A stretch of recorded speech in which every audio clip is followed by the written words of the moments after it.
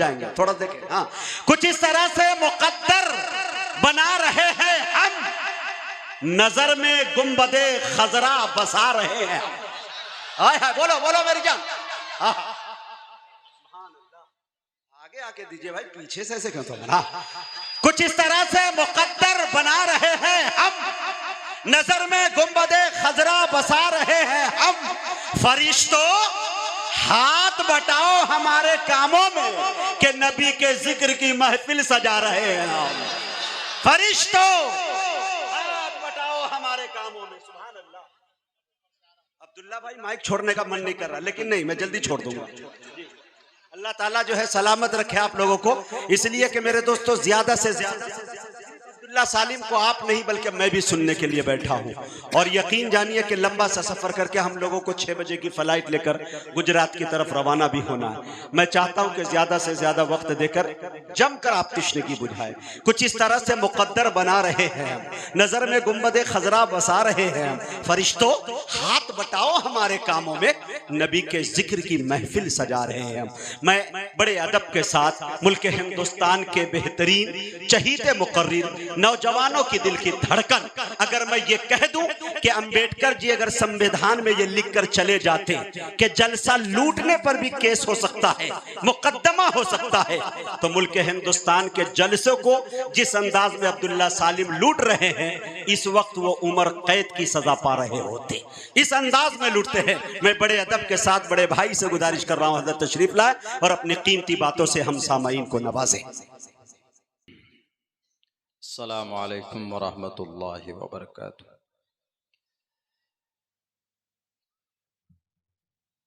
इन्नल हम्दलिल्लाहि नहमदुहु व नस्तईनुहु व नस्तगफिरुहु व नु'मिनु बिही व नतवक्कलु अलैहि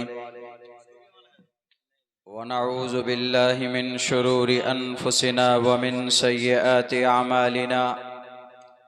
मन यहदिहिल्लाहु फला मुज़िल्ल लहु व मन युज़लिलहु फला हादिय लहु व नशहदु अल्ला इलाहा इल्लल्लाहु वहदहु ला शरीक लहु व नशहदु अन्न सय्यदना व मौलाना मुहम्मदन अब्दुहु व रसूलुहु। अम्मा बअदु फ़अऊज़ु बिल्लाहि मिनश शैतानिर रजीम। बिस्मिल्लाहिर रहमानिर रहीम। इन्नल्लाह ला युग़य्यिरु मा बिक़ौमिन हत्ता युग़य्यिरू मा बिअन्फुसिहिम व इज़ा अरादल्लाहु बिक़ौमिन सूअन फ़ला मरद्द लहु व मा लहुम मिन दूनिही मिन वाल। वक़ाल अल्लाहु तबारक व तआला फ़िल क़ुरआनिल मजीद वातसिमू बिहब्लिल्लाहि जमीअन व ला तफ़र्रक़ू वज़्कुरू निअमतल्लाहि अलैकुम इज़ कुन्तुम अअदाअन फ़अल्लफ़ बैन क़ुलूबिकुम फ़अस्बहतुम बिनिअमतिही इख़वाना। वक़ाल अल्लाहु तबारक व तआला ज़ुरिबत अलैहिमुज़्ज़िल्लतु वल मस्कना। वक़ाल अल्लाहु तबारक व तआला गैरिल मग़ज़ूबि अलैहिम वलज़्ज़ाल्लीन। सदक़ल्लाहुल अज़ीम। क़ालन नबिय्यु सल्लल्लाहु अलैहि वसल्लम उन्सुर अख़ाका ज़ालिमन औ मज़लूमन। वक़ालन नबिय्यु सल्लल्लाहु अलैहि वसल्लम अल मुस्लिमु कजसदिन वाहिदिन औ कमा क़ालन नबिय्यु अलैहि सलातु वस्सलाम।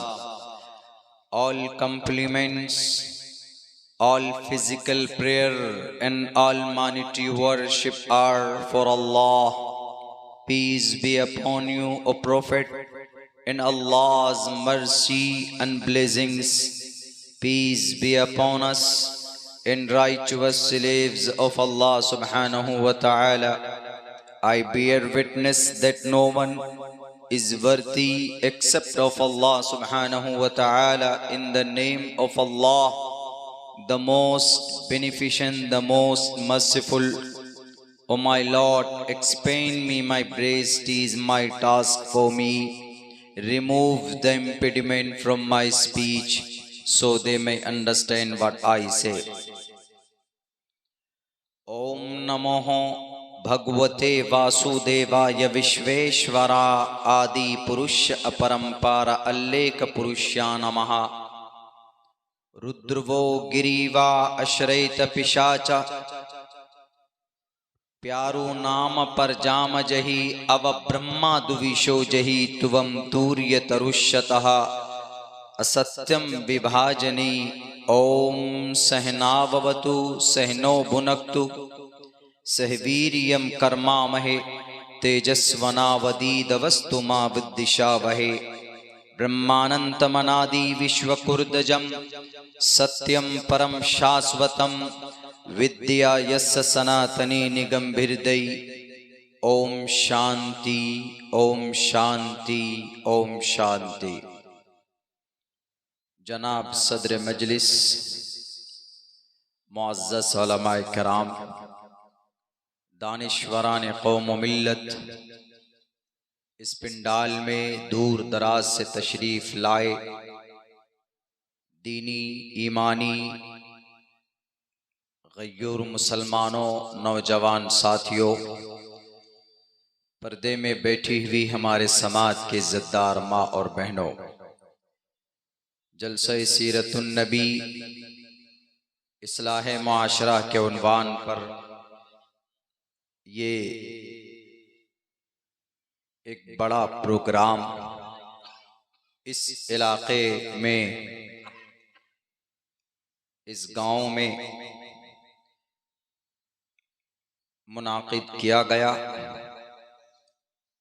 28 अप्रैल सन 2023 को इस प्रोग्राम की तारीख तय हुई थी।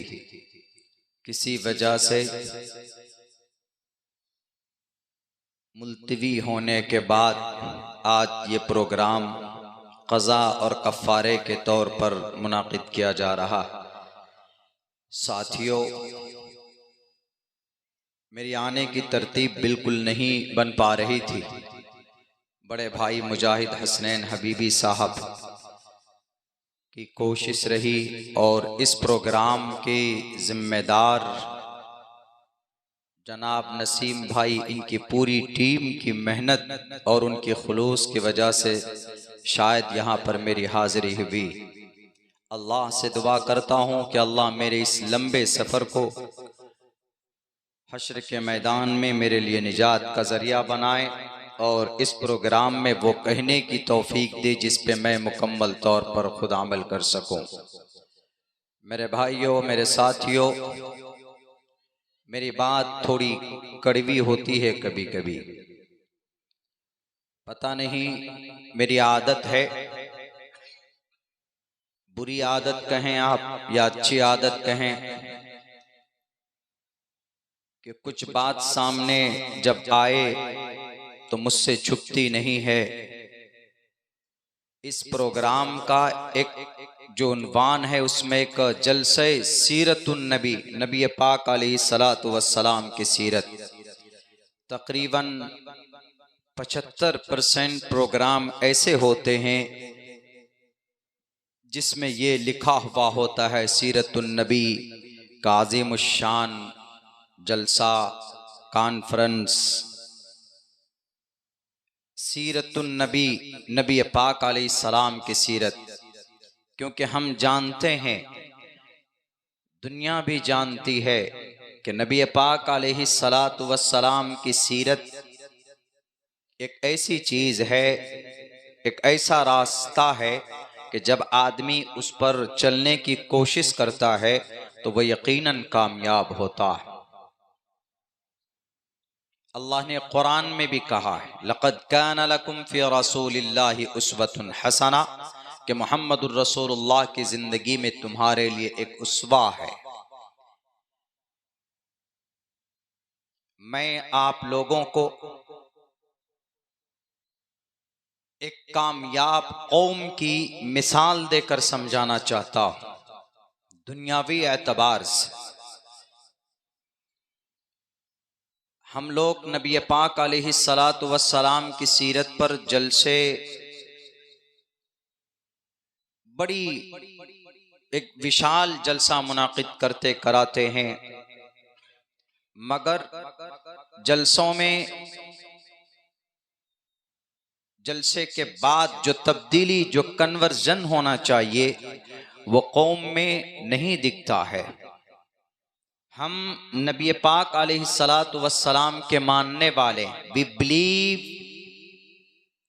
इन one Allah and immediately and after that and then we believe, we trust the last messenger of Muhammad sallallahu, the last messenger of Allah subhanahu wa ta'ala, and his name is Muhammad sallallahu alaihi wasallam।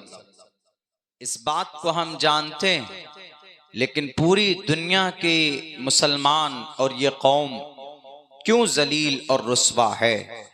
नबी पाक अलैहिस्सलाम की सीरत को जानते हैं, बयान करते हैं जलसों में, और जो लोग अग़यार समझे जाते हैं, दुश्मन समझे जाते हैं, हमारे शरीयत के, इस्लाम के, शायर इस्लाम के, आज वो दुनिया में राज कर रहे हैं, आज वो हुकूमत करते हैं, आज वो हमारे खून को पानियों की तरह बहाते हैं, और आज वो जलील कौम होने के बावजूद भी आज वो दुनिया की कामयाब तरीन कौम मानी जाती।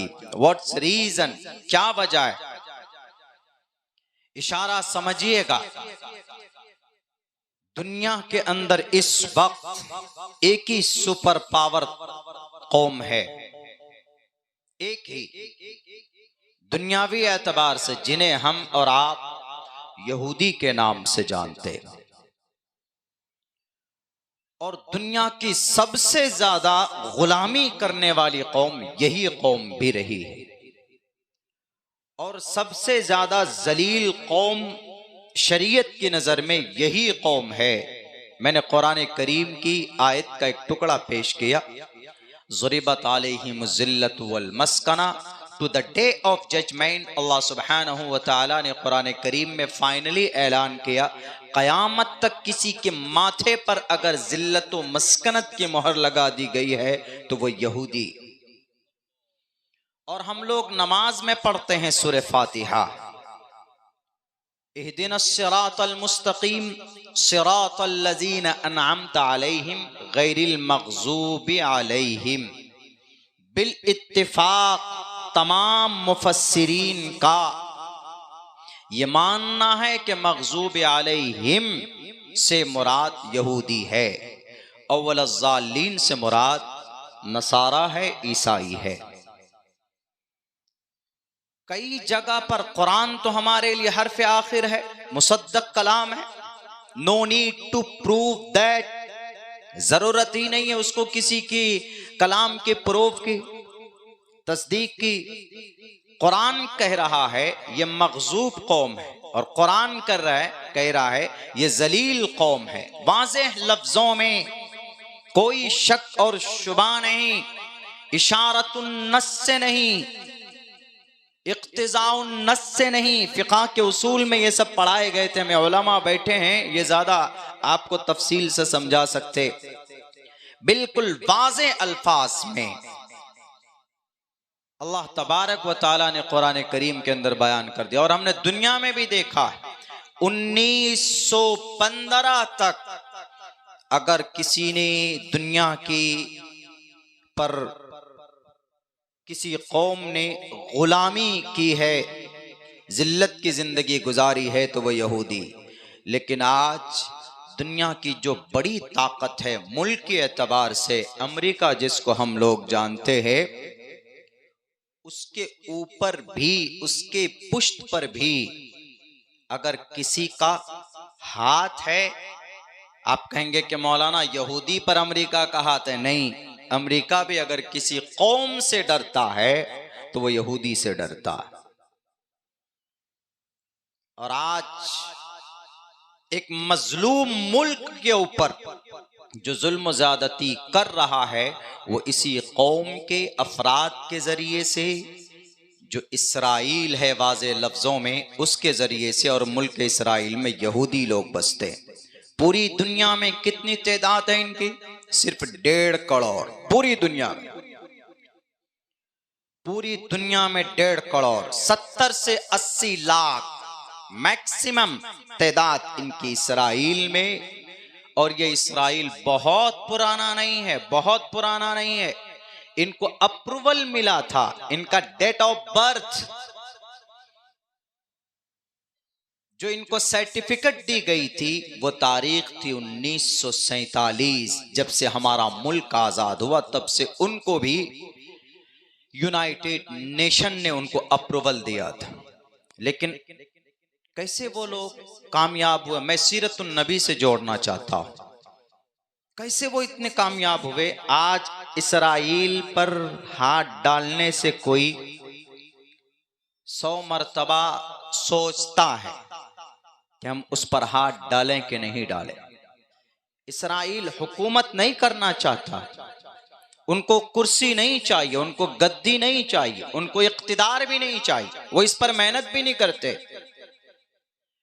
बल्कि वो ये चाहता है कि अगर दुनिया में कोई बादशाह है तो वो बादशाह भी उसकी नौकरी करे और जो रास्ता हो सकता है उसको अपने पैरों तले रौंदने का हर वो काम करता है इसराइल। और आपको पता भी नहीं चलता, दुनिया को मालूम भी नहीं होती कि वो क्या कर रहा है।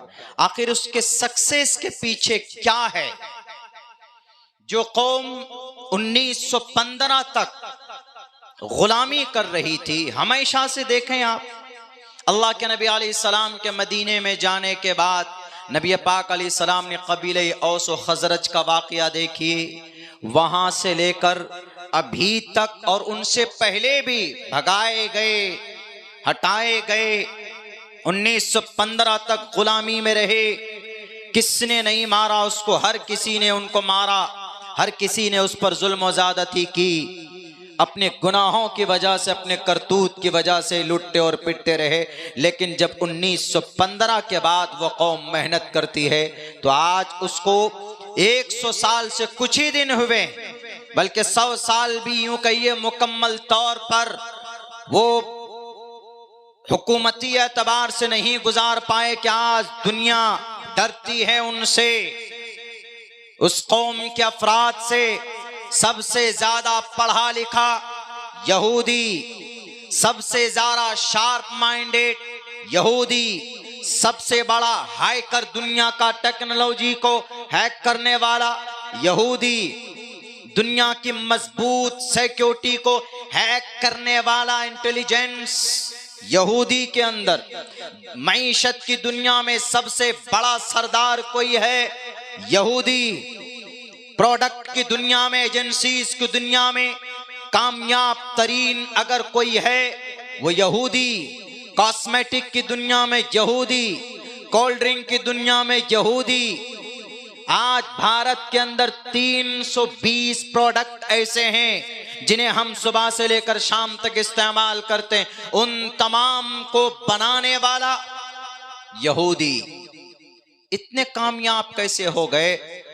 मेरे ख्याल से तीन चीजों पर, 3 बातों पर उन्होंने हमारे नबी की सीरत के मुताबिक अपने आप को ढाला। 3 बातों को लेकर मैं वो 3 बातें बताना चाहता हूं। और ये कायदा है, मुफ्ती सईद अहमद साहब पालनपुरी रहमतुल्लाहि अलैह, मेरे शेख अव्वल, बुखारी जिल्दे अव्वल मैंने उनसे पढ़ी, वो फरमाते थे कि जो भी आदमी कुरान के अहकाम पर, आदमी जो भी इंसान, जो भी व्यक्ति अल्लाह के हुक्म पर, नबी के तरीके पर दुनिया में चलेगा, दुनिया पर दुनियावी जिंदगी में अमल करेगा, वो इंसान दुनिया में जरूर कामयाब होगा। मरने के बाद बात की बात है। अगर कोई अच्छा काम करता है तो उसको इस दुनिया में अल्लाह तबारक व ताला उसके अच्छे काम की वजह से उसको अच्छा रिजल्ट देते। यहूदी ने 3 बड़े अच्छे काम किए जो हमें करना था, हम मुसलमानों को 3 बड़े काम किए अच्छे, नबी पाक अलैहिस्सलाम की सीरत व सुन्नत के मुताबिक। That's why nowadays they become successful. यही वजह है कि आज वह कामयाब है और हमने छोड़ दिया छोटी छोटी बातों पर हम अमल नहीं कर पाते हैं, नबी के तरीके के मुताबिक जिंदगी नहीं गुजार पाते हैं। That is why day by day we are going to the depth, एकदम नाकाम होते चले जा रहे हैं और वो कामयाब होते चले जा रहे हैं। वो कौन सी चीज थी?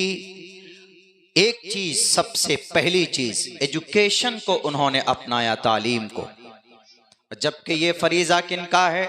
अल्लाह के नबी फरमाते हैं तलबुल इल्मी फरीजतुन अला कुल्ली मुस्लिम। हम मुसलमान कौम तो अपनी बेसिक बातों को भी सीखने के लिए, उसको हासिल करने के लिए, उसकी जानकारी प्राप्त करने के लिए हम लोग मेहनत नहीं करते। नमाज के फराइज पूछ लिए जाए, हमारा नौजवान बगलें झांकेगा भी। वजू के फराइज के बारे में बड़े बड़े उम्र दराज साबिक नौजवान हजरात से पूछ लिया जाए कि वजू में कितने फराइज हैं, वो नहीं बता पाएगा आपको। गुस्ल में कितने फराइज है, वो नहीं बता पाएंगे।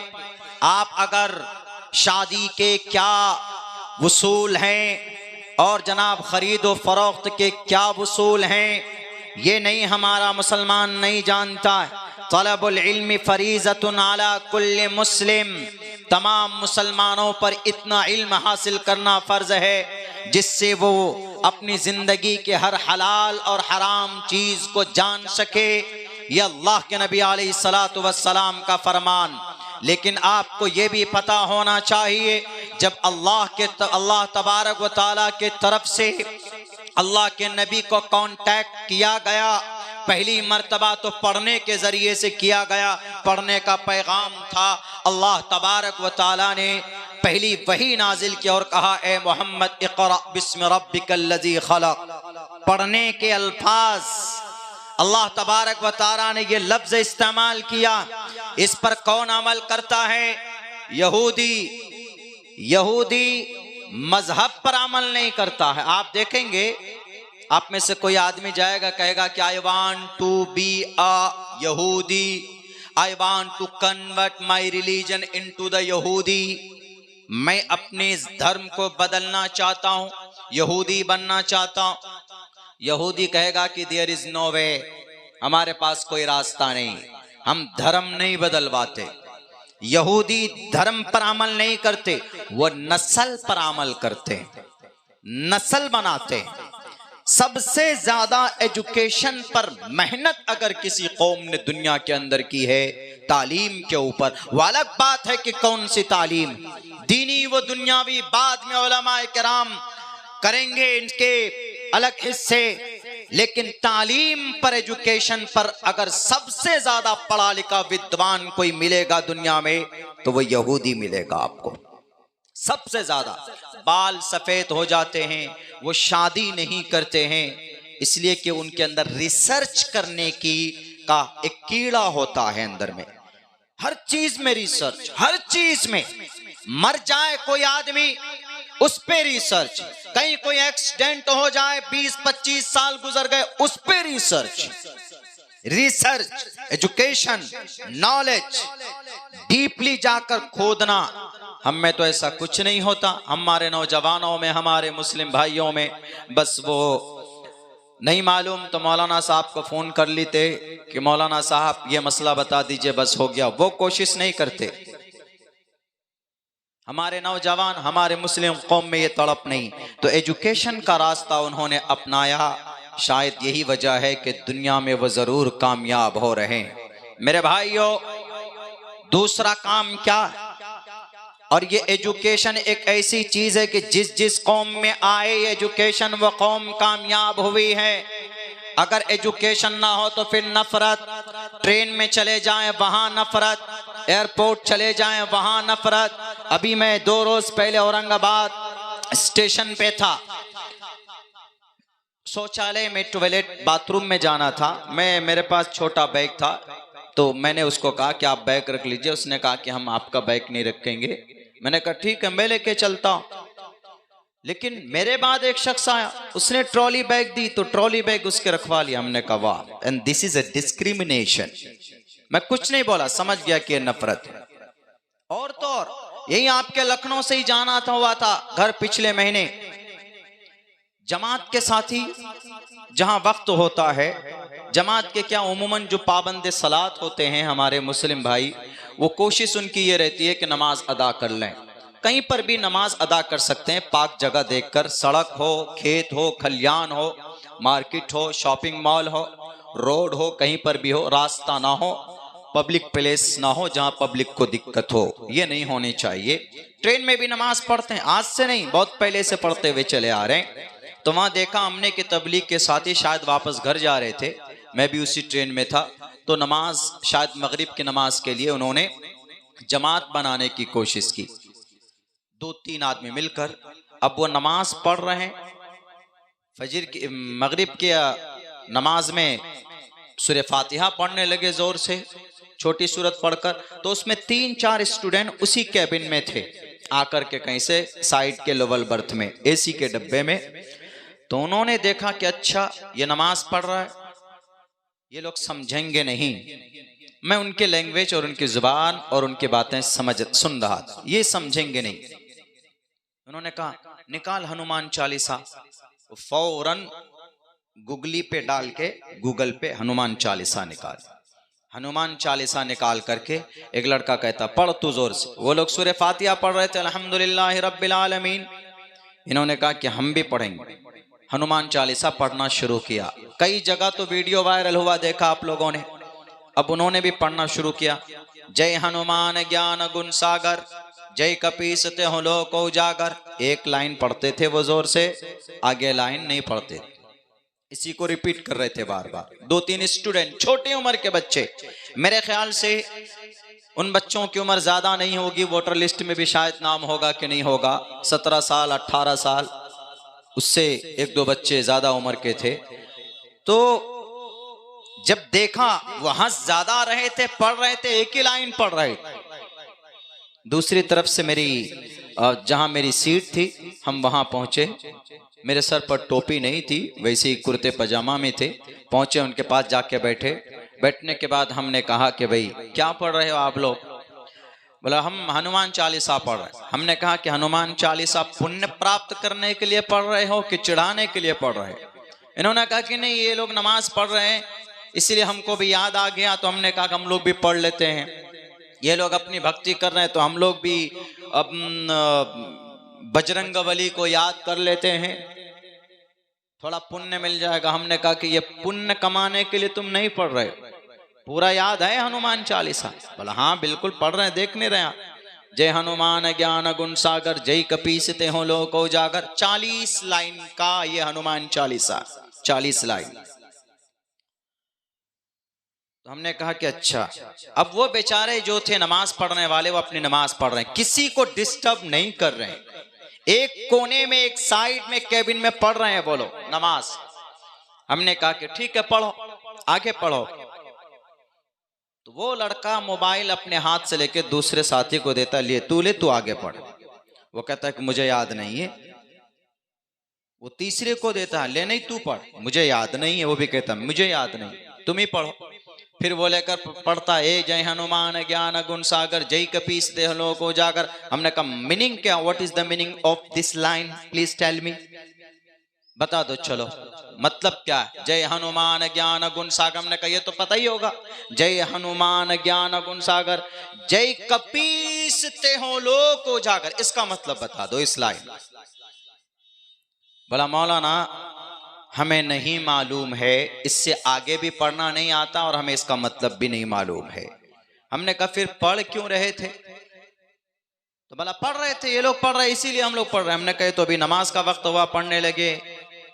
आपको यकीनन अगर पुण्य कमाना होता तो खुद से आप पढ़ते, इनके नमाज से पहले पढ़ते या कभी भी पढ़ते। आपके यहाँ तो टाइम मुतय्यन नहीं होता। हनुमान चालीसा हर उस वक्त पर पढ़िए जब कोई भूतवा नजर आ जाए, भूत नजर आ जाए, जब किसी दुविधा में फंस जाओ, जब कभी गाड़ी पंचर हो जाए, कुछ हो जाए, तब पढ़ते हनुमान चालीसा। अभी आप कौन सी परेशानी में हैं? बोला ये नमाज पढ़ते हैं ना, हम लोगों का दम घुटता है इसीलिए पढ़ रहे हैं। हमने कहा दम घुटता नहीं है, ये आपके दिमाग में आपका ब्रेन वॉश किया गया है ऐसा।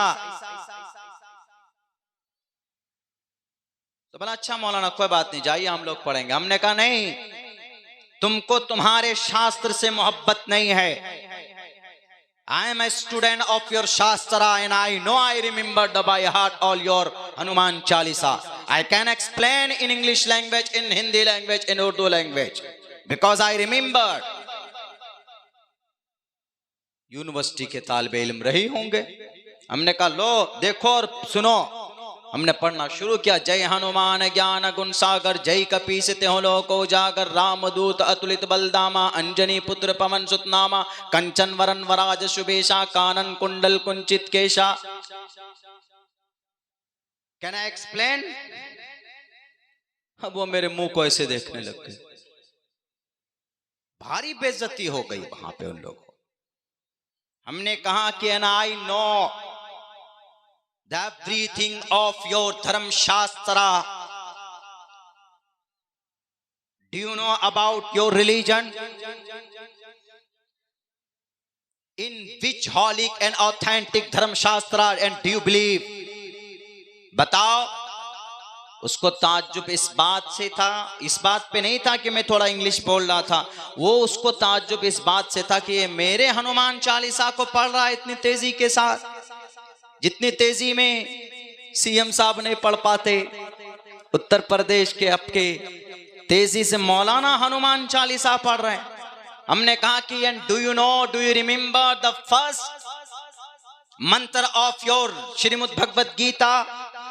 If you believe, if you love, if you trust in your Shrimad Bhagavad Gita in Mahabharata, बताओ जरा। हमने कहा कि I explain every your a single Sanskrit word. I am a maulvi sahab and I remember the by heart all Quran Karim, but I respect all authentic books. सारी किताबों की इज्जत करना हमें हमारे उलमा ने सिखाया और हमारे अकाबिर, हमारी शरीयत ने हमें बताया। हम तुम्हारी तौहीन और तुम्हें हमें जलील नहीं कर रहे हैं। ये जो तुम्हारे दिमाग में जो नफरत का कीड़ा भरा गया है, इसको मारो, नहीं तो तुम पढ़ नहीं पाओगे। तुम जो स्टूडेंट अपने आप को कहते हो, तुम्हारे अंदर तो गुण होना चाहिए, तुम्हारे अंदर तो नफरत की कोई बात नहीं होनी चाहिए। Do you know what is Islam? Do you know our ulama ikram? Completely do you know my holy granth Quran करीम? क्या तुम यकीनन बताओ कुरान को जानते हो, हमारे हॉली ग्रंथ को जानते हो? कुछ वक्त के लिए सन्नाटा छा गया वहां पे। वो तालिबे इल्म बहुत करीब हो गए। उन्होंने कहा कि मौलाना हमारा एक दोस्त है, वही इस तरह की बातें करता है, वरना हम लोग धर्म के चक्कर में नहीं पड़ते। हमने कहा नहीं, पढ़िए, धर्म जरूरी है, धर्म जरूरी है। धर्म क्षेत्रे कुरुक्षेत्रे समवेता युत्सवः मामका पांडवा शैकिम कुर्वत संजया।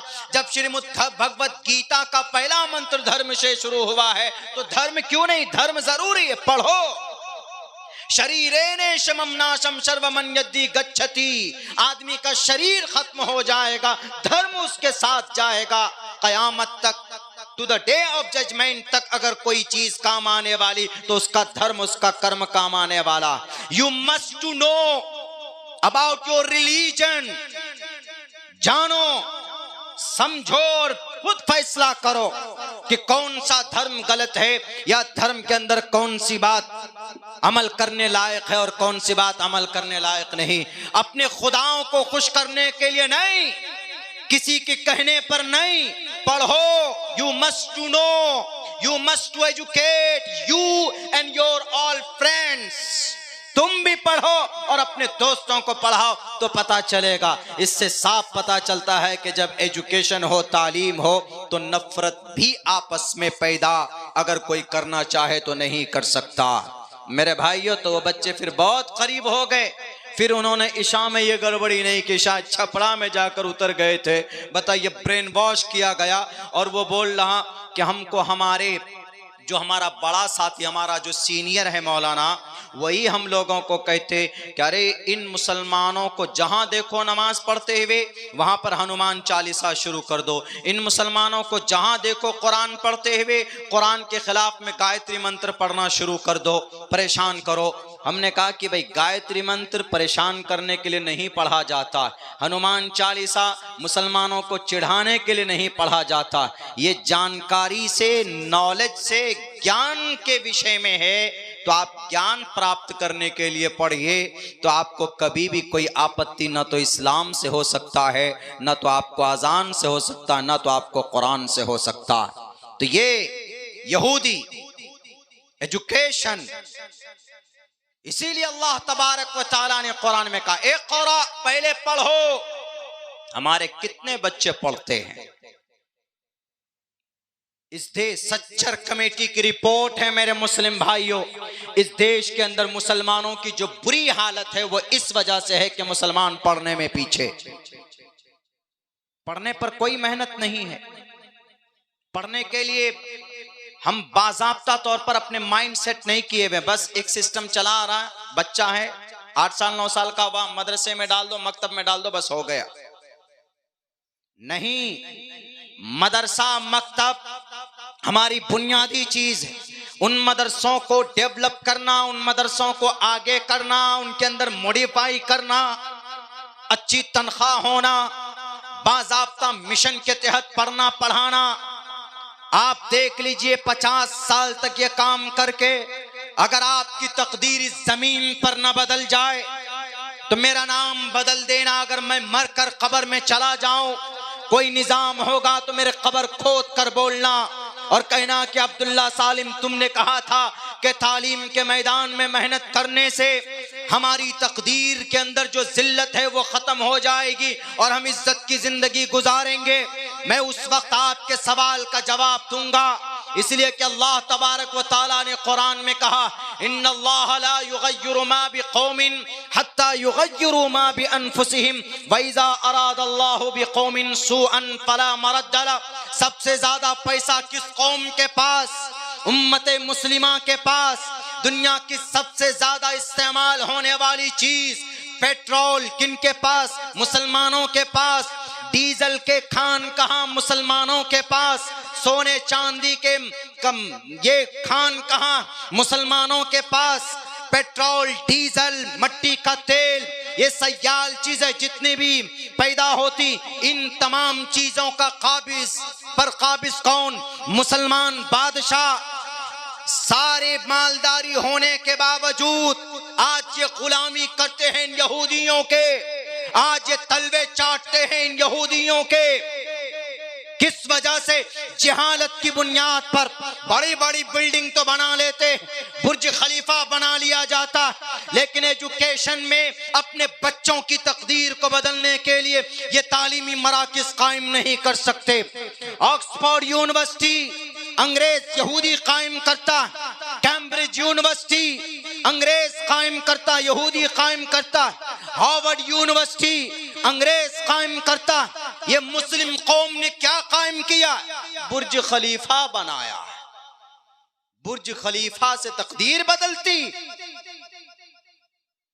हायर स्टडीज, बड़ी तालीम हासिल करनी हो, कहां? कैम्ब्रिज जाएंगे। कहां जाएंगे? ऑक्सफोर्ड जाएंगे। क्यों जी? कतर क्यों नहीं जाएंगे? दुबई में क्यों नहीं है?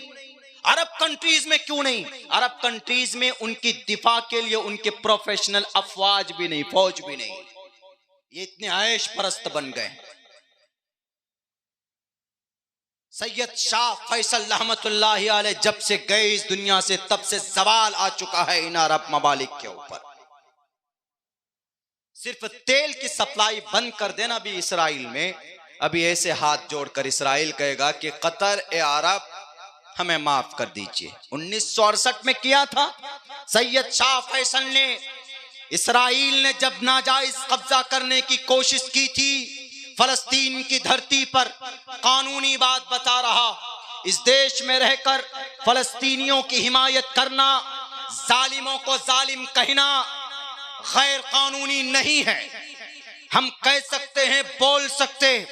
हमको अगर कोई कहे कि मौलाना आप इस मुल्क में रहकर फलस्तीन की या इसराइल की मुखालिफत नहीं कर सकते, ओपिनियन अलग अलग हो सकता, कोई इसराइल के साथ खड़ा हो सकता है, तो समझ लीजिए वो दहशतगर्द है। और जो फलस्तीन के साथ, गज्जा के मजलूम के साथ खड़ा है, समझ लीजिए कि वो अमन परस्त है, मजलूमों की दादरसी करने वाला। और अगर आज तेल बंद कर दिया जाए, सयाल तेल सिर्फ अरब और अमेरिका को घुटने के बल माफी मांगेगा, सजदा करेगा। किया है तारीख के अंदर ऐसा। 1967 और 68 में जब जंग हुई थी, जब गज्जा के ऊपर तोप और बमों की बारिश की थी इसी इसराइल ने, तो उस वक्त अरब ने सिर्फ पेट्रोल बंद कर दिया था, तो 3 दिन के अंदर दिमाग ठिकाने आ गए थे। इन मलऊन मग़ज़ूबी अलैहिम ज़ुरिबत अलैहिम ज़िल्लतु वल मस्कना, ये बातिल लानहुल्लाहु अलैहिम अल्फ अल्फ मर्रात। इस कौम ने अमेरिका को आगे किया था कि सर जाइए अरब से कहिए कि हमारा तेल बंद ना करे वरना हमारी गाड़ी की रफ्तार रुक जाएगी। आज भी कर सकते हैं ना? अय्याशी करने वाले अरब हुक्मरानों, क्यों नहीं गज़ा का बॉर्डर खोला जाता? 3 तरफ से ये बॉर्डर है, सील है। ये बस्ती, ये तकरीबन इसके अंदर 40 किलोमीटर लंबा, 6 और 12 किलोमीटर चौड़ा, चारों तरफ से बंद कर दिया गया। एक तरफ से पानी है, 2 तरफ से इसराइल का बॉर्डर और एक तरफ से मिस्र से मिलता है बॉर्डर। ये मोहम्मद सीसी कलमा पढ़ने वाला मुनाफिक उस बॉर्डर पर गजा के बच्चे अपनी जान बचाने के लिए भाग रहे हैं, वहां की औरतें अपनी जान बचाने के लिए जा रही है और मिस्र वालों से कहते हैं कि जरा बॉर्डर खोल दीजिए हमारी जान बच जाएगी। तो वो बॉर्डर नहीं खोला जा रहा है। उसका कहना है कि तुम्हारा गजा में तुम्हारी जमीन है, तुम वहीं पर रहो, हम बॉर्डर नहीं खोलेंगे। क्या कहा था नबी ने मिस्र के जालिम हुक्मरानों? अल्लाह के नबी की हदीस याद नहीं है? अल मुस्लिम का जसदिन वाहिदिन, पूरी उम्मत मुस्लिमा एक जिस्म के मानिंद है। इन्नमल मुमिनून इख्वा, तुम्हें याद नहीं है? मिस्र में सिर्फ कुरान पढ़ते हो, समझते नहीं हो। जालिम कट्टर दिल हुक्मरानों, 10,000 बच्चों के चीथड़े उड़ा दिए गए। माँ है, माँ को मार दिया गया, लेकिन उसके पेट में हामिला हमल से जो बच्चा था 8 महीने का, वो बच्चा जिंदा है। आज डॉक्टर ने ऑपरेशन करके उस बच्चे को निकाल कर दिखाया। मासूम औरतें, कितनी मर्द दफन कर दिए गए। वहां के सदर का कहना है कि 10,000 तो मार दिए गए हैं जनाब, और मलबे में कितने दफन हैं हम अंदाजा नहीं लगा सकते। है किसी माए के लाल में ये कहने की जुर्रत कि इसराइल तू टेररिस्ट है, अमेरिका तू टेररिस्ट है, तू दहशतगर्द है?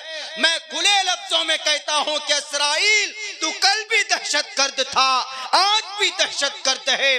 मुस्लिम नहीं, अगर कोई भी मासूम इंसानों पर बम फोड़ेगा तो वह दहशतगर्द होगा, और दुनिया को दहशतगर्द कहने की ताकत नहीं है। क्यों? पूरी दुनिया पर मईशत का नशा अगर किसी ने सवार कर दिया है सबके ऊपर, तो वो यहूदी हैं, वो इसराइल है। इसीलिए अपने बाप को, अपने खुदा को नाराज करने की जुर्रत नहीं है। हमारे अरब कंट्रीज के मुस्लिम हुक्मरानों को 57 मुस्लिम कंट्रीज हैं इन एंटायर वर्ल्ड, लेकिन मखालफत में सिर्फ वो 2 रुपए का ट्वीट नहीं चाहिए। आपका ट्वीट रखो अपने पास, नहीं चाहिए आपका पेपर वाला एहतिजाज।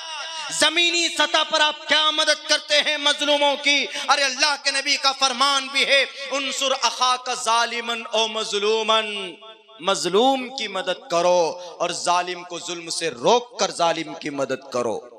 मेरे भाइयों, तो ये यहूदी इतनी ताकतवर कैसे हो गए? एक तो एजुकेशन पर मेहनत किया, और एजुकेशन पर मेहनत करने का फरीजा किनका? मुसलमानों का।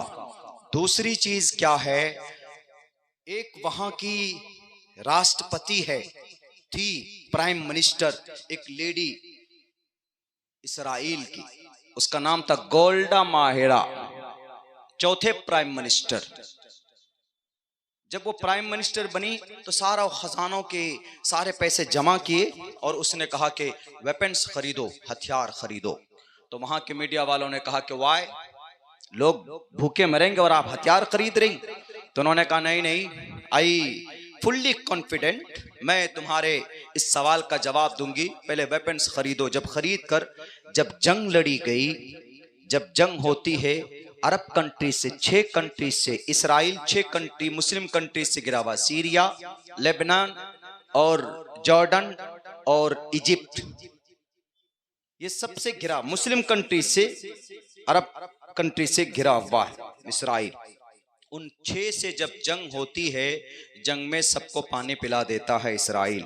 तब उसके बाद गोल्डा माहिरा कहती, आओ मैं तुम्हारे सवाल का जवाब देती हूँ।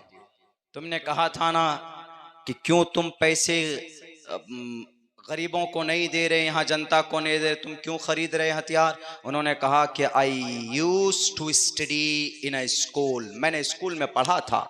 किन के बारे में? अबाउट लास्ट प्रॉफिट मोहम्मद सल्लल्लाहु अलैहि वसल्लम। मैंने मोहम्मद के बारे में पढ़ा है और मोहम्मद झूठा नहीं है, उनकी सीरत झूठी नहीं है। वो इतना महान है, इतना महान, जितने भी बातें कही गई वो ला शक ला रैब है। अष्टो गुणः पुरुषम दीपयन्ति परज्ञा च कोलम च दम शुरुतंच प्राकर्मश्य बहुभाषिता च दानम यथा शक्ति कीर्तिज्ञता च। 8 शक्तिशाली वाला नबी हमने पढ़ा। उनको कहा क्या पढ़ा? कहा कि नबी 23 साल में इंकलाब पैदा करके गए, बिल्कुल जाहिल लड़ने वाली कौम के बीच में अपना रौब व दबदबा छोड़ करके गए। 1,24,000 उनके मानने वाले फॉलोवर थे। कौन सी ताकत थी? तो उन्होंने अपने हिसाब से मीनिंग और मतलब निकाला कि मोहम्मदुर रसूलुल्लाह का जब इंतकाल हुआ तो उनके हुजरे में 1 2 3 4 5 6 7 8 9 तलवार लटक रही थी। और मैंने कपड़ों के बारे में देखा तो कहीं पर भी मुकम्मल तौर पर 2 जोड़े कपड़े के बारे में नहीं मिलता। मोहम्मद गए इस दुनिया से तो 9 तलवार। इससे पता चलता है कि तलवार से, हथियार से रौब पैदा होता है। उन्होंने ये माना नहीं।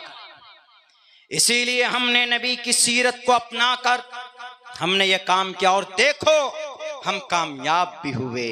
हम 6 कंट्री को हमने हराया। कौन? एक लेडी यहूदी दुनिया में कामयाब है आज। 38 तंजीमें यहूदी हैं, 38 तंजीमें यहूदियों की। पढ़िए मुफ्ती अबू लुबाबा शाह मंसूर की किताब, बैंडेड किताब है, भारत में नहीं मिलेगी जल्दी, मेरे पास PDF है, पढ़िए। 38 यहूदियों की तंजीम है। अमेरिका में जो इसराइल को मजबूत करने के लिए काम करती है, 38 तंजीमें। हमारे देश में कितनी तंजीम है? ज्यादा से ज्यादा बड़ी 2-3 तंजीम है। एक जमीयत है, मुस्लिम पर्सनल लॉ बोर्ड है, और बिहार झारखंड में इमारत शरिया है, और छोटी छोटी तंजीमें हैं। 38 तंजीमें। एजुकेशन पर अलग मेहनत, मईशत पर अलग मेहनत, और जनाब टेक्नोलॉजी में अलग मेहनत, सोशल काम में अलग मेहनत। हर तंजीमों की अलग अलग मेहनत होती। लेकिन हमारे देश में क्या होता है, और इन तंजीमों के बीच में भी कभी कभी हम बट जाते। यहूदी तंजीमों के बीच में कोई इंतशार नहीं, यहूदी तंजीमों के बीच में कोई इफ्तिराक नहीं, सब मिलकर अपने आप को मजबूत करने के लिए काम करते। लेकिन हम मुसलमान कौम आज इस दुनिया के अंदर, भारत के अंदर, पूरी दुनिया के अंदर अलग अलग लेवल पर बटे हुए। यही वजह है कि हमारे कुरान करीम पर एतराज किया जाता है तो सिर्फ एक लेटर पैड पर जनाब लिखकर हम उसका विरोध कर देते। बहुत आसान हो गया विरोध करना। हमारे पास अफराद होने चाहिए, हमारे पास बाज़ाब्ता तौर पर अगर कहीं पर कोई गलत शोषा, अगर कहीं पर कोई गलत फहमी पैदा करने की कोशिश करता कुरान के बारे में, शरीयत के बारे में, तो फौरन मैदान में हमारे इंटेलिजेंट पर्सन, हमारे पढ़े लिखे नौजवान हर फील्ड में होना चाहिए, ताकि खड़े होकर नजरों में नजरें मिलाकर जवाब दे सके दुनिया को, कहे दुनिया तू झूठी है, हमारा कुरान सच्चा है। मिसाल के तौर पर यही हमारा कुरान ले लीजिए, इसी कुरान में 24 आयतें, जिन 24 आयतों को निकालने के लिए बाज़ाब्ता सुप्रीम कोर्ट में कई पीआईएल दाखिल किया गया। कुरान करीम की 24 आयतों पर हमें एतराज है, हम कुरान की 24 आयतों को कुरान से निकालना चाहते। वो कहते हम पूरे कुरान को नहीं निकालना चाहते, हम सिर्फ 24 आयतों पर हमें एतराज है, हम इन 24 आयतों को निकालना चाहते। हालांकि कुरान करीम के अंदर कोई आयत ऐसी नहीं है, आयत तो दूर की बात जनाब, उलमाए किराम बैठे हुए हैं, इनकी मौजूदगी में कह रहा हूं, आयत तो दूर की बात, एक लफ्ज भी कुरान करीम के अंदर जायद नहीं है, एक नुक्ता भी जायद नहीं है कुरान करीम के अंदर कि जिसको निकाला जा सके। लेकिन बाज़ाब्ता सुप्रीम कोर्ट में आज रिट पिटीशन दाखिल किया जाता, कल जाकर उनके ऊपर हियरिंग शुरू हो जाएगी।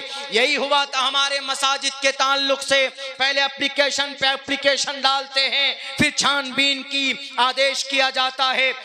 ऐसे होने चाहिए हमारे बीच में। अगर कोई कुरान के ऊपर एतराज करे, हमारी शरीयत पर कोई एतराज करे, तो उनको समझा सके।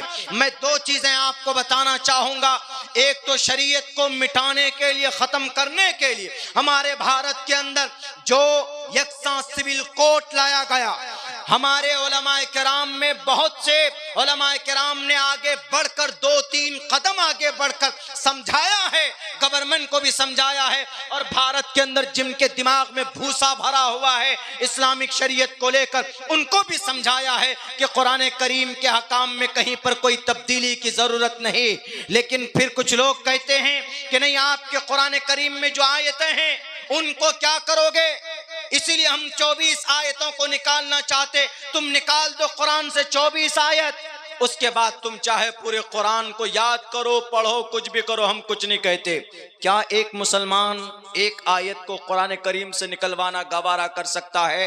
पहली बात तो कौन सी आयत है बताओ? वो कहते हैं देखिए आपके कुरान में क्या है, आपके कुरान में है कुलू फकुलू मिम्मा गनिमतुम, लूटो और खाओ। हिंदू भाइयों के माल लूटो और खाओ, आपके कुरान में। वाह भाई वाह, बड़ा अच्छा तर्जमा कर रहे हैं वीएचपी के साथी। हमने जो पढ़ा था अरबी दोम सोम में, फकुलू अम्र है, अमर का मतलब ऑर्डर, दिस इज ऑर्डर, खाओ, ठीक है, इसका तो सही तर्जमा कर रहे। मिम्मा गनिमतुम, लूटो किसका तर्जमा कर रहे हैं? लूटो, ये भी ऑर्डर है। मिम्मा गनिमतुम लूटो है ही नहीं, फेल माजी है।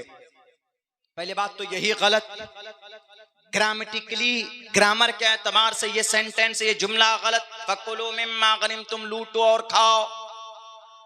हमारे जितने भी पुरोहित भाई है हिंदुस्तान के अंदर, वो लोग भी इस पर जोर नहीं देते, और हम में भी बहुत कम लोग हैं ऐसे जो उनकी किताबों से समझा सकें उनको। अब यहाँ जरूरत पड़ती है मंत्र पढ़ने की। मुझे मंत्र पढ़ने का शौक नहीं है, मंत्र वही पढ़ता हूँ जिसकी जरूरत होती है अगयार को समझाने की। मिसाल के तौर पर फकुलू मिम्मा गनिमतुम, आप इसका लाख तर्जमा कर लीजिए। इसका मतलब है गनीमत का माल जो तुमको मैदान कारजार में हासिल हुआ है, जो तुमने जंग में प्राप्त किया है। पहले जमाने में ये कल्चर था, दो बादशाह लड़ते थे, एक जीतता था दूसरा हारता था, हारे वे बादशाह के टोटल प्रॉपर्टी पर कब्जा कर लिया जाता था। फकुलू मिम्मा गनिमतुम उसी का तर्जमा है। आप वो कहेगा कि नहीं, वी डोंट एग्री, हम नहीं एग्री कर सकते बिकॉज दिस इज कुरान, ये आपका कुरान। तो क्या कहोगे उस वक्त में? उस वक्त में मेरा जहां तक मुताला, मैं कहता हूं नहीं समझ में आता कुरान, उठाइए अथर्ववेद, ऋग्वेद, यजुर्वेद, सामवेद, अथर्ववेद बाज़ाब्ता पढ़कर एनालाइज करके हमने कहा उठाइए, ये मंत्र ऐसे मौजूद है। सत्यम विभाजनी तुवम तूर्य तरुष्यतः। क्या तर्जमा इसका? इसका तर्जमा यह है शत्रु को मारो और उसकी दौलत पर कब्जा करके आपस में बांट लो। हमने कहा फकुलू मिम्मा गनिमतुम का यही तर्जमा। कुरान नहीं मानते अथर्ववेद तो मानो, नहीं मानोगे तो पुरोहित नहीं, सच्चे सनातन धर्मी नहीं। अच्छा यही तर्जमा जी। तुवम तूर्य, तुवम, तुवम मतलब तुम, अहम मतलब मैं। हमारे इस देश के, हमारे इस स्टेट के सीएम साहब जब पहली मर्तबा शायद सांसद बने थे तो उन्होंने जो शपथ लिया था, कौन सा लफ्ज इस्तेमाल किया था? संस्कृत में शपथ लिया था, अहम योगी, आगे पूरा नाम लिया था अहम। अहम मतलब मैं। तो जैसे संस्कृत में अहम मने मैं है, ऐसे संस्कृत में तुवम मने तुम है।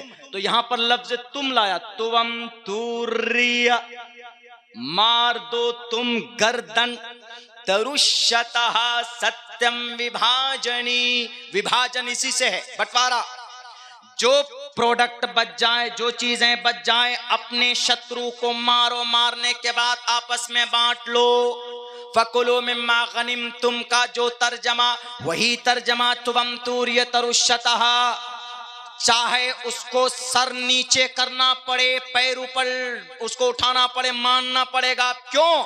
अब तो अथर्ववेद की बात आ गई, इसको तो बुला ही नहीं सकते। चलो जी दूसरी लो आयत जी। हमको नहीं, चलिए दूसरी आयत पर आपत्ति है। क्या दूसरी आयत पर आपत्ति है? दूसरी आयत यह है, वअइद्दू लहुम मस्ततातुम मिन कुव्वतिन व मिन रिबातिल खैल।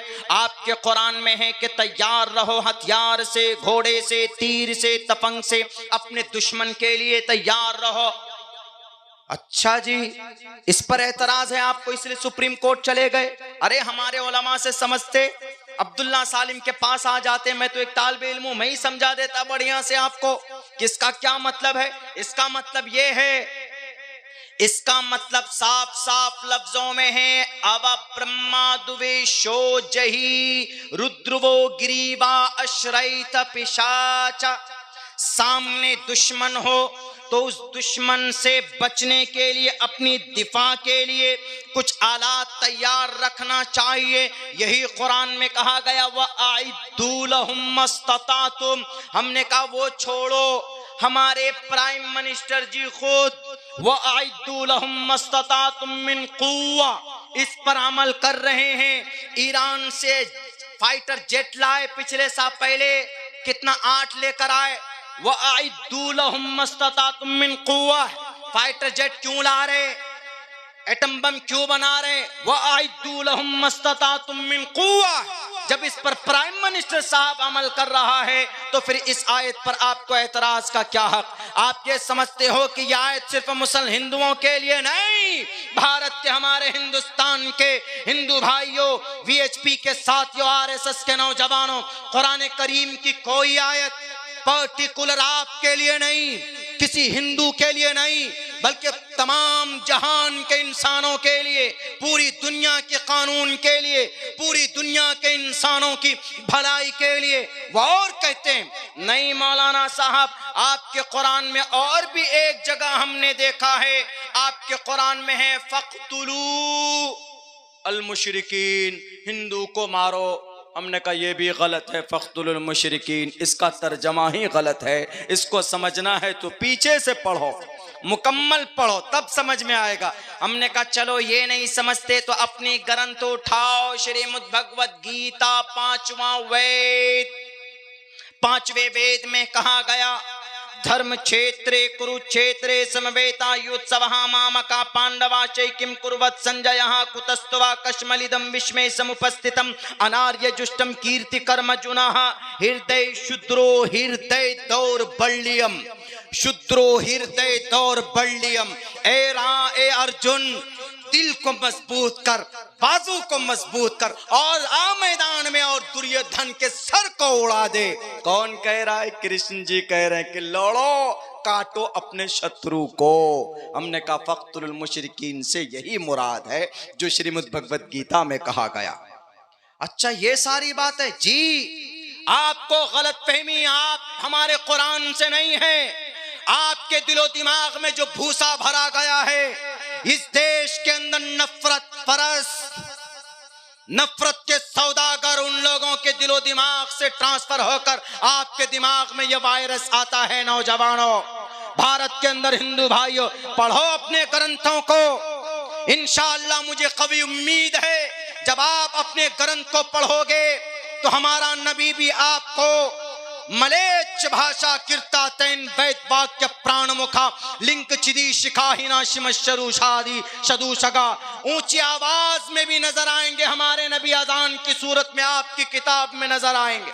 हमारे नबी दाढ़ी लेकर आपकी किताब में दिखेंगे। हमारे नबी मखतून, आज बोलते हैं ना पार्लियामेंट में भी एक एमपी साहब क्या बोले, अबे कटवा।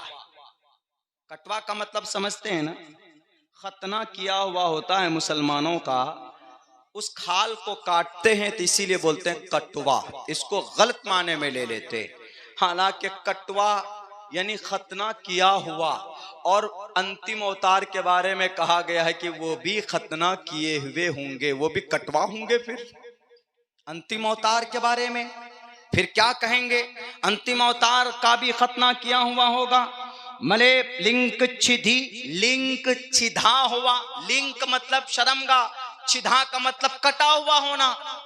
लिंक छिधी शिखाहिना शिमशरुधारी सदूशका उच्चलापि सर्वभक्षी भविष्यति जनुमं विना कोलम च पश्वस्ते शाम भक्षयामतामं मुसलने वसंसकारा कोशैरि भविष्यति तस्मान् मुसलवन्तो हि जातुदरं दूषका इति पश्चादधर्मुच्च भविष्यति मया कुरुता अनस्वंता सत्पतिर्मा महे मेका वाचेतिष्टोऽशुरो मगोना त्रिविष्णु अग्निदशाभि सहस्त्रैर्वैश्वानरः अष्टो गुणः पुरुषं दीपयन्ति प्रज्ञा च कोलं च दम शुरुतं च प्राकर्मस्य बहो भाषिता च दानं यथा शक्ति कीर्तिज्ञता च।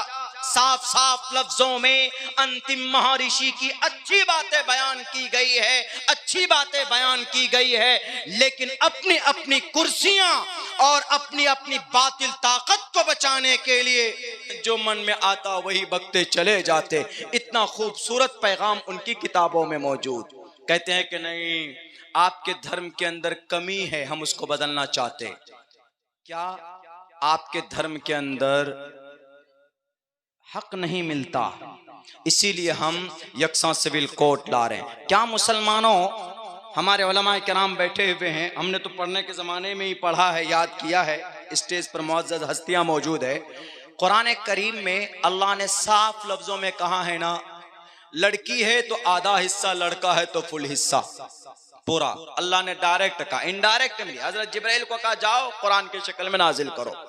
मोहम्मद रसूलुल्लाह की हदीस भी नहीं बल्कि कुरान करीम की आयत पहले है। हदीस हो तो चलिए भाई ये खबर मुतवातिर है कि नहीं है, खबर मशहूर है कि नहीं है, ये ज़ईफ है, ये मुअल्लक़ है, ये मुरसल है, बहुत सारे चर्चा और बातें हो सकती।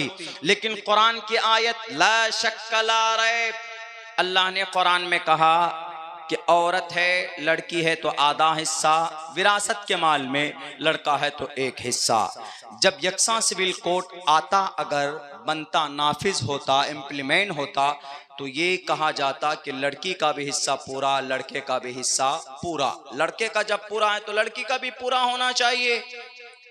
तो कुरान में तो है लड़की का आधा दो, लड़के को पूरा दो। अब बज़ाहिर तो दिखने में ऐसा लग रहा है ना, हम लोग कंफ्यूज हैं कि अरे हाँ, ये तो कुरान तो जुल्म कर रहा है, बेटी है तो बेटी पर अत्याचार जुल्म कुरान में है बज़ाहिर, लेकिन नहीं। हिकमत क्या है, अल्लाह ने ऐसा क्यों किया? अल्लाह फरमाता है, हमारे मुफस्सिरीन बताते हैं, अल्लाह की कुरान करीम की इस आयत के मंशा को उलमा, फुक़हा और सहाबा किराम ने जो समझा है उस नजरिए से बताते हैं कि औरत को आधा हिस्सा इसलिए अल्लाह ने दिया, औरत के ऊपर कोई खर्चा नहीं है, किसी की जिम्मेदारी नहीं है। जब ये लड़की अपने घर में रहती है तो बाप के जिम्मे, और जब शादी हो गई तो शौहर के जिम्मे। यानी इस लड़की पर कोई टेंशन नहीं, न माल से कोई सामान लाना, बाजार से कोई सामान लाना, ना दवा लाना, ना खरीदो फरोख्त करना, कुछ नहीं। जो लड़का होता है उस पर जिम्मेदारी होती है, उस पर जिम्मेदारी होती है। उसकी जब शादी होती है तो बीवी आती है, बीवी का नान नफका, बच्चे पैदा होते हैं तो बच्चों के अखराजात, घर अपना अपना नहीं है तो घर बनाने का पूरा टेंशन इसके सर पर। बेचारे पर कोई केस हो जाए तो कैद खाने में जाएगा कौन? मर्द जाएगा। चारों तरफ के अखराजात की जिम्मेदारी लड़के पर है। इसीलिए अल्लाह ने कहा कि भाई इस लड़के को पूरा मिलना चाहिए और लड़की पर कोई खर्च की जिम्मेदारी नहीं है, कोई नान नफका किसी का नहीं है। इसीलिए अल्लाह ने कहा कि इसको 50% दो। ये हिकमत है, अल्लाह के फैसले, अल्लाह के हुक्म की हिकमत ये है। मीडिया वालों नहीं समझते आप, हमारे नहीं समझ सकते शायद कुरान करीम की अहकाम को, इनकी हिकमतों को आप जान नहीं सकते, समझ नहीं सकते। आप लिया यकसा सिविल कोड, हम मुसलमान सबसे ज्यादा विरोध क्यों करते हैं यकसा सिविल कोड के? इसलिए करते हैं चूंकि 15 मसाइल को हमारा टच किया गया है। हमारे मुसलमानों के शरई मसाइल में 15 मसले ऐसे हैं जिनको यकसा सिविल कोड अगर आता है तो उन 15 मसलों को टच किया जाता है, उनके अंदर तब्दीली होती। एक मसला क्या है? एक मसला शादी का है। शादी हम लोगों में कितनी शादी है? 4 शादी है। एक मुस्लिम मर्द 4 शादी कर सकता है। कर सकना अलग है, करना अनिवार्य है, यह अलग है। ये लोग क्या समझते हैं मीडिया वाले? ये लोग ये समझते हैं, और ये जो बैठे हैं कुर्सी पर, ये लोग समझते हैं कि इस्लाम में 4 शादी जरूरी है। 4 शादी जरूरी नहीं, एक ही जरूरी है। एक संभलती नहीं है, 4 कहां से संभालेंगे बेचारे मुसलमान? पूरे भारत के अंदर सर्वे करा लीजिए, ज्यादा से ज्यादा आपको, ज्यादा से ज्यादा तादाद में अगर 2 शादी वालों की काउंटिंग कराएंगे आप, परसेंटेज निकालेंगे तो मेरे ख्याल से 10 से 15% भी नहीं निकलेगा। 3 शादी वाला तो आपको मेरे ख्याल से 5% मिलेगा, 4 शादी वाला तो शायद 2.5% मिल जाए। ये ऑप्शन है। अल्लाह ने कहा कुरान में, फनकिहू मा ताब लकुम मिनन निसाई मसना व सुलास व रुबा। 2 शादी करो, 3 शादी करो, 4 शादी करो। अब अगर किसी की बीवी को टीबी है, मौलिक बीमारी है, वो बच्चे पैदा नहीं कर सकती, तो क्या कहेंगे आप?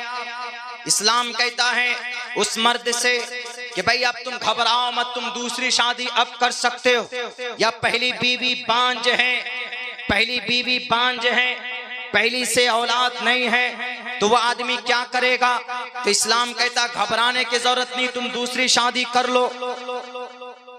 इतनी आसानी अय्याशी के लिए नहीं है 4 शादी, बल्कि जरूरत के लिए है शादी।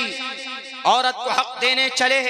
42 साल से अहमदाबाद में प्राइम मिनिस्टर साहब की मोहतरमा बैठी है, उनको तो साथ नहीं रख पाए और चले गए जनाब लाठी डंडा उठाकर यकसा सिविल कोर्ट लाने के हम औरतों के हक हुकूक देंगे। औरतों का हक देना, औरतों का दर्द समझना है तो औरत के साथ अटैचमेंट रहो, औरत के साथ एक जिंदगी, इज़्दिवाजी जिंदगी बनाओ। एक साहब को तो औरत ही नहीं है, एक साहब की तो शादी ही नहीं हुए हैं। एक साहब क्या मेरे ख्याल से 10 ऐसे गुजरे हैं मौजूदा वक्त में इख्तिदार में जितने भी लोग हैं, उस जमात के 10 ऐसे बड़े लीडर हैं जिन्होंने शादी नहीं की है। औरत से उनका इज़्दिवाजी रिश्ता उनका कभी जुटा ही नहीं। जोड़ो तब पता चलेगा कि औरत का क्या हक हुकूक है, औरत को कैसे सम्मान दिया जाता। इस्लाम ने औरत को जो सम्मान दिया वो किसी ने आज तक सम्मान नहीं दिया। उठाओ यही यहूदी जिसको बोलते हो, यहूदी धर्म के अंदर औरत के ताल्लुक से ऐसा है कि अगर यहूदी धर्म में शादी हो जाए, औरत की औरत के दांत भी अगर ऊपर हो, आंख छोटी बड़ी हो, औरत के बदन से अगर कोई स्मेल आए, तो यहूदी धर्म में इतनी आसानी है, अगर उस औरत के बिलमुकाबिल कोई दूसरी औरत दिख जाए, पराई औरत, तो उस औरत को सिर्फ ये कह दे कि मैं तुझे डिवोर्स देता, मैं तुझे तलाक देता, और वो दूसरी औरत से निकाह कर सकता। यहूदी में इतनी आसानी। और क्रिश्चियन में क्या, एक मर्तबा औरत से निकाह हो जाए to the day of death, मरते दम तक वो उसी औरत के साथ रहेगा, चाहे लड़ाई हो, मार हो, सर फटव्वल हो, जंग हो, कुछ भी हो, जिंदगी दोनों की न बनती हो तो वो उस औरत को नहीं छोड़ सकता। एक में इफरात है, एक में तफरीत है, एक में आसानी है। आसानी नहीं, ज्यादती है तो एक में बंदिश है, एक में गठबंधन है जिसको तोड़ नहीं सकते। इस्लाम कहता है कि ऐसा नहीं, अगर किसी ने गलती से, किसी की गलती से नहीं बल्कि मर्जी से शादी हुई लेकिन रिश्ता आगे बढ़ने का नाम नहीं ले रहा, तो कुरान कहता है, शरीयत कहती, इस्लाम का पर्सनल लॉ कहता है दोनों की मर्जी से और दोनों की रजामंदी से वो लोग अपने अपने रास्ते अलग कर सकते हैं, वो लोग अपनी मर्जी से अपना रास्ता अलग चुन सकते हैं। ये निजाम है कहीं पर। अनपढ़ गवार मंत्रियों, लाओ पेश करो। मैं खुद कहूंगा कि इस्लाम की शरीयत के अंदर जो औरतों के ताल्लुक से हुकूक बयान किए गए वो जुल्म के ऊपर निर्धारित। I am a scholar of Islam not.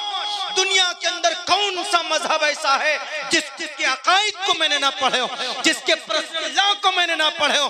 मैं बबांगे दुहल कह सकता हूं, एक स्कॉलर होने के नाते कह सकता हूं, एक स्टूडेंट होने के नाते कह सकता हूं कि कयामत की सुबह तक इस्लाम से बेहतर निजाम, इस्लामिक शरीयत से बेहतर सिस्टम दुनिया के अंदर किसी भी और धर्म के अंदर नहीं है।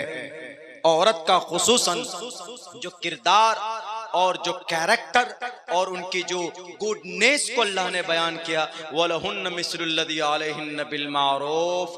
औरत को जो हक हुकूक मर्द के हैं वही हक हुकूक औरत के हैं, थोड़ा सा। वलिर्रिजालि अलैहिन्न दरजा, एक आध दर्जा मर्द का ज्यादा है क्योंकि उसकी ड्यूटी होती है, उसकी जिम्मेदारी होती है। खामखा औरत के ताल्लुक से कि नहीं दिए जाते, यकसा सिविल कोड लाओ, यकसा सिविल कोड लाने से और सारा टारगेट मुस्लिम पर्सनल लॉ, सारा टारगेट मुस्लिम पर्सनल लॉ पर। चार शादी क्यों है जी, औरत को आधा हिस्सा क्यों मिलता है जी, इस पर नहीं देखेंगे कि हमारे देश में कितना करप्शन है, हमारे देश में कितनी जुल्म ज़्यादती है, औरतें कितनी तवाई बनी बैठी हैं, औरतें अपने ईमान का कितना सौदा कर चुकी हैं, वो सब चीजें नहीं देखते।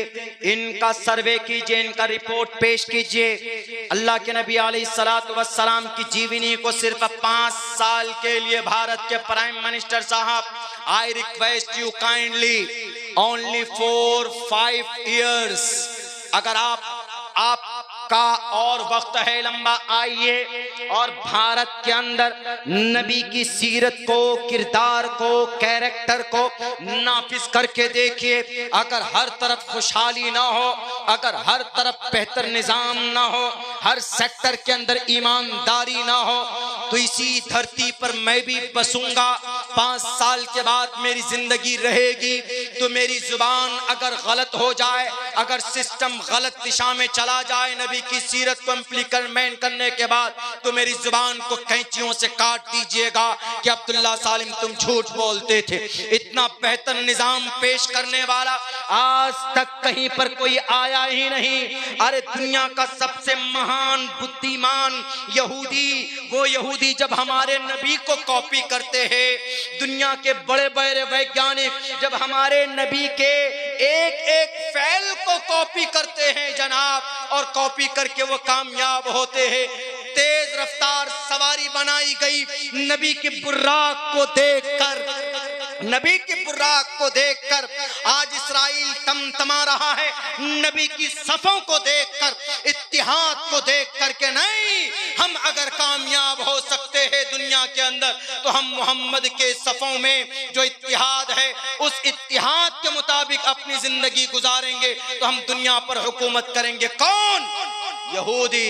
आज दुनिया का मलून कौम भी कामयाब है तो हमारे नबी की सीरत को अपना कर कामयाब है। तो आप इस देश में जब नबी के किरदार और कैरेक्टर की निफाज की बात करेंगे, बात जगहों पर उनको इम्प्लीमेंट करेंगे तो इंशाअल्लाह तबारक व तआला जरूर सिस्टम ठीक होगा, मजलूमों को उनका हक मिलेगा और जालिमों को कैफर किरदार तक पहुंचाया जाएगा। मेरे भाइयों, वक्त चूंकि बहुत तेजी से जा रहा है और मुझे जाना भी है, बड़ा लंबा सफर करना है। किसी को गुजरात जाना है तो किसी को सिल्लीगुड़ी बागडोगरा जाना है, एक एक नहीं 2-2 जगह पर फ्लाइट है, किसी का ट्रेन है। और उस प्रोग्राम में कल तक पहुंचना जरूरी, लेकिन इतनी बात जरूर कहूंगा कि कम से कम इस वक्त हम लोग बड़े नाजुक दौर से गुजर रहे हैं। तो ऐसे नाजुक दौर में कुछ नहीं कर सकते तो फलस्तीन के मुसलमानों के लिए आप दुआ करें और दुआ कीजिए उन लोगों के लिए अल्लाह उनको हिदायत दे जिनके पास पावर है, ताकत है, जो इस सही इस्तेमाल करके उन मजलूमों की मदद कर सकते। गजा एक ओपन जेल बना दिया गया है, हमेशा से जुल्म होता चला आ रहा है वहां पर, लेकिन उनके साथ कोई खड़ा नहीं। इसराइल गलती पर है तब भी अमेरिका खड़ा हो जाता है फौरन कि Israel I am with you, मैं तुम्हारे साथ। फलस्तीन हक पर है, पूरी दुनिया मानती है। 145 20 कंट्रीज ने एग्री किए इस बात पर कि फलस्तीन हक पर है उनके साथ। या अरब कंट्री के बाद मुस्लिम कंट्री साथ देने के लिए तैयार नहीं। आखिर कौन सा रिश्ता? इसीलिए अब सिर्फ एक उम्मीद है कि अल्लाह वो बैतुल मक़दिस जहां हमारे नबी ने अंबिया की इमामत की 1968 से लेकर इन मग़ज़ूबी अलैहिम के निगरानी में है, वो मस्जिद अक़सा जहां से बुर्राक आसमान के तरफ गया, वो मस्जिद अक़सा जिसकी तरफ 18 महीने तक सहाबा इकराम ने रुक करके नमाज पढ़ी, आज वहां पर अजान ढंग से नहीं दी जाती, नमाज अदा करने पर मुकम्मल तौर पर आजादी नहीं है। ए अल्लाह, जब तू तैर नबाबील के जरिए से अबरहा का खात्मा कर सकता है, क्या अबरहा के जुल्म से ज्यादा बढ़कर इस इसराइल के जालिमों का जुल्म नहीं है? जरूर है, लेकिन ए मुसलमानों दुआ करो। उस वक्त तो अब्दुल मुत्तलिब थे जिनका आस्था अल्लाह की जात पर मजबूत था। अबरहा ने कहा कि अब्दुल मुत्तलिब, क्या तूने अपने ऊंट के लिए तो गुजारिश की कि मेरा ऊंट दे दो, इस ऊंट का मालिक मैं हूं, लेकिन काबतुल्लाह को बचाने के लिए कोई गुजारिश नहीं कर रहे हो, आखिर क्या वजह है? तो उन्होंने कहा कि अबरहा, ऊंट का मालिक मैं हूं, इसलिए मैंने गुजारिश की। उस घर का मालिक वो अल्लाह है, वो बचाएगा। ए अल्लाह, जब तू अबरहा को तैर नबाबील के जरिए बर्बाद कर सकता है तो मस्जिद अक़सा की भी हिफाजत कर ले। ए अल्लाह, तू जंगे बदर में सहाबा की फौजों के साथ फरिश्तों को भेज सकता है तो गजा के अंदर जो मासूम बच्चों की चीख है, मासूम बच्चों के जिस्म के चीथड़े हैं, ए अल्लाह वो आपको आवाज देते हैं, बच्चों के मासूम बच्चों की चीख आपको पुकारती है। कम से कम फरिश्तों के झुंड को भेज दे, ऐसा कोई निजाम बना दे कि पूरे मुल्क इज़राइल को अल्लाह तबारक व तआला हिदायत से तो हिदायत की तौफीक दे। और ऐसी खबर आ रही है कि इस्राइल के अंदर खुद यहूदी कौम के अंदर ऐसी आवाज़ उठ रही है कि नहीं, जो गजा और फ़लस्तीन पर हो रहा है वो जुल्म हो रहा है। हम लोग कुछ नहीं तो दुआ करें उन लोगों के लिए।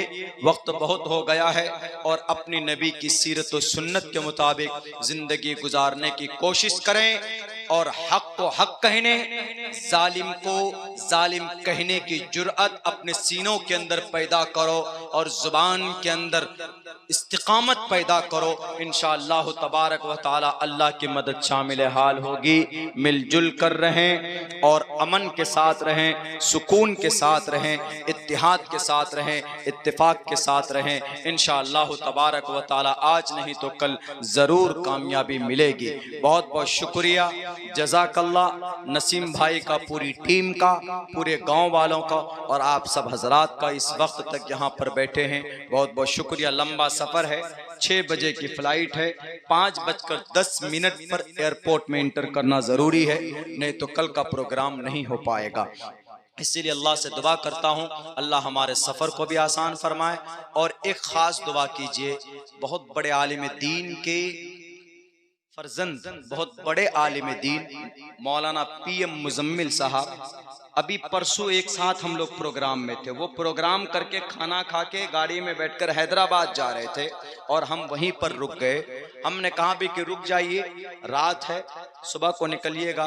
उन्होंने कहा कि मौलाना जाके सबक पढ़ाना है मदरसे में। तो हैदराबाद के करीब जाकर ड्राइवर को शायद ऊंग या नींद का कुछ वो हुआ। अब गाड़ी स्पीड पे थी, फॉर्च्यूनर गाड़ी थी, बड़ी गाड़ी थी, शायद वहां किसी साहब ने उनको दी थी कि आप इस गाड़ी से जाइए। वो गाड़ी इतना जबरदस्त एक्सीडेंट हुआ, इतना खतरनाक कि सामने एक साहिब बैठे थे जो मौलाना के साथ रहते थे, उनका ऑन द स्पॉट डेथ हो गया, वहीं पर इंतकाल कर गए। पीछे मौलाना लेटे हुए थे तो मौलाना की घुटने में और गर्दन में चोट आई है, और भी 2-3 बच्चे थे उनको भी चोटें आई है। सब हैदराबाद हॉस्पिटल में हैं, उनके लिए शिफा की दुआ कीजिए।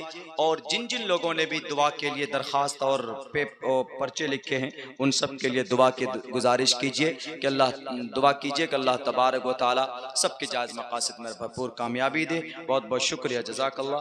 सलाम। अच्छा प्रधान साहब जी, ये क्या है? अच्छा सारे जितने भी बीमार सबके दुआ कर दीजिए भाई। चलिए, रब्बना आतिना फिद दुनिया हसनतम व फिल आखिरति हसनतम व क़िना अज़ाबन नार। रब्बना ज़लमना अनफुसना व इल्लम तग़फिर लना व तरहमना लनकूनन्न मिनल खासिरीन।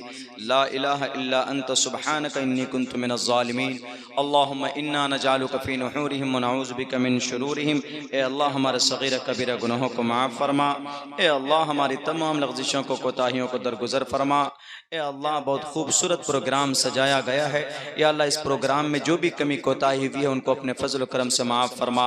या अल्लाह, इस प्रोग्राम के करने में जिन जिन लोगों ने ताउन पेश किया है, जिस एतबार से भी, उन सब की खिदमत को, ताउन को कबूल फरमा।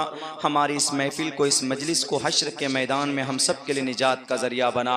या अल्लाह, दूर से लोग चल कर आए हैं, गाड़ियों पर बैठ कर आए हैं, या अल्लाह उनके आने को कबूल फरमा। या अल्लाह, उनके सफ़र को कबूल फरमा।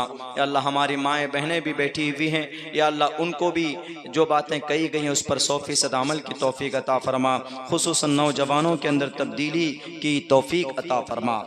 ए अल्लाह, गज़ा और फ़लस्तीन के मुसलमानों की इज़्ज़त व आबरू की हिफाजत फरमा, वहाँ के मुसलमानों पर रहम व करम फरमा। ए अल्लाह, इसराइल को हिदायत की तौफीक दे। हिदायत इसके मुक़द्दर में नहीं है तो हमारे इस धरती को ऐसे ज़ालिमों से पाक व साफ़ फरमा। मुसलमानों की इज़्ज़त व आबरू की हिफाजत फरमा। हमारे मदारिस और मकातिब की हिफाजत फरमा। उलमाए किराम की इज़्ज़त व आबरू की हिफाजत फरमा। जिन जिन लोगों ने दुआओं के लिए कहा है, लिखा है, उनके जायज़ मकासिद में भरपूर कामयाबी अता फरमा। अल्लाह, जो लोग बीमार उनको शिफा अता फरमा, जो लोग परेशान हाल है उनकी परेशानियों को दूर फरमा। या अल्लाह, इस जलसे की बरकत से इस गाँव के अंदर खुशहाली पैदा फरमा, दीन की फ़िज़ा को आम फरमा, इलाक़े के अंदर इत्तिहाद व इत्तिफ़ाक़ पैदा फरमा, जायज़ अक़राज़ व मकासिद में भरपूर कामयाबी अता फरमा। हमारे आगे सफ़र के सौबत और परेशानियों से हमारी हिफाजत फरमा। ए अल्लाह, हमारी बातों, हमारी इस महफिल और इस जलसे को नबी पाक अलैहिस्सलातु वस्सलाम के सदक़े तुफ़ैल में कबूल मंजूर फरमा। सल्लल्लाहु तबारक व तआला अला खैरि खल्क़िही मुहम्मदिन व आलिहि व अस्हाबिही अजमईन। रहमतिका या अरहमर राहिमीन।